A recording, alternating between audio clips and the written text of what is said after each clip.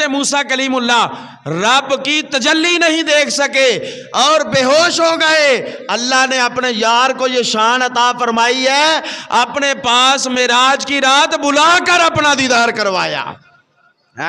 جو کوہ طور پر جائے اور عرض کرے یا اللہ میں تجھے دیکھنا چاہتا ہوں، اور آگے سے آواز آئی کہ تو نہیں دیکھ سکتا، اسے موسیٰ کلیم اللہ کہتے ہیں۔ اور جو عرش کے پاس جا کر رب کے قریب ہو کر رب کو دیکھ کر آئے، اسے محمد الرسول اللہ کہا جاتا ہے،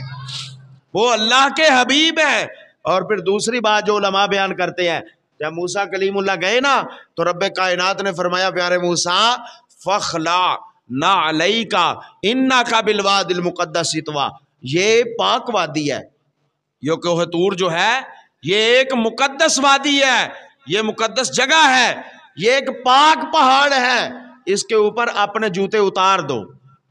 جوتے اتار کر پھر داخل ہو۔ جیسے ہم مسجد میں آتے ہیں تو جوتے باہر اتار کے اندر داخل ہوتے ہیں، اللہ تعالیٰ نے فرمایا یہ پہاڑ جو ہے یہ پاک ہے،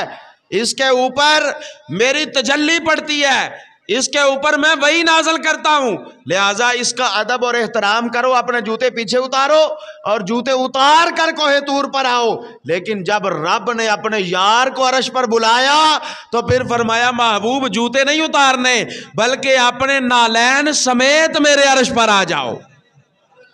اپنے نالین سمیت میرے عرش پر آ جاؤ۔ یا اللہ وہ کوہ طور پر موسیٰ گئے اور وہ جوتے اتارنے لگے، جو ان کو حکم ہوتا ہے کہ اے موسیٰ کوہ طور پر جوتے اتار کر آؤ، یہ پاک وادی ہے۔ مولا تیرا تو عرش اس پہاڑ سے بھی کئی گنا زیادہ پاک ہے، میں نالین کیوں نہ اتاروں؟ تو رب کائنات کی آواز آتی ہے محبوب وہ کلیم اللہ تھا، تجھے میں نے حبیب اللہ بنایا ہے،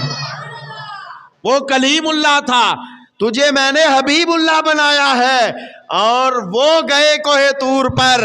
تو جوتے اتارنے کا حکم اس لیے دیا کہ کوہ طور کی پاک مٹی موسیٰ کے قدموں کو لگے گی تو کلیم اللہ کا شان بڑھ جائے گا۔ آج آپ کو جوتوں سمیت آنے کے لیے اس لیے کہہ رہا ہوں کہ تیرے قدم اور تیرے قدموں کے ساتھ نگلے والی نالین میرے عرش پر لگے گی تو میرے عرش کا شان بڑھ جائے گا۔